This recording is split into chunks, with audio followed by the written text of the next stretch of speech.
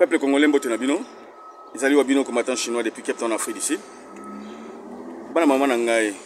le 28 octobre eza sous mosikate tokutana na liboso ya ambassade ya Rwanda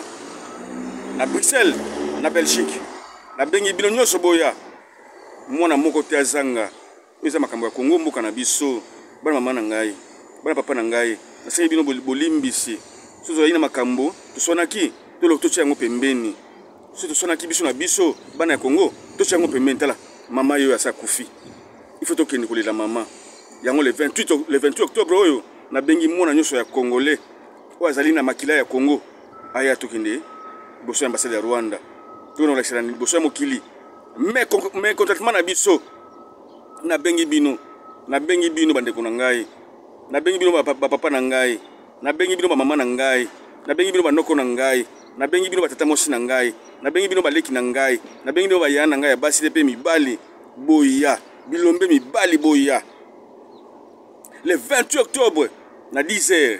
tozali boso ya ambassade ya Rwanda oyo ezali ko bomba bato ezali ko massacrer bandeko na biso o ba silisi bandeko na biso ko silisa yango na bengi bino boya mingi le 28 octobre mutu azanga te boya tu boso tukuta na liboso ya ambassade ya Rwanda na bengi bato ya Équateur na bengi bato ya Katanga ya les deux Kasai ya province orientale ya Bakongo ya Bandundu boya ebele le 28 octobre toza liboso ya ambassade ya Rwanda. Moto azanga te na boki mbela oyo tondima mbela oyo appel oyo ezali pona Congolais nyonso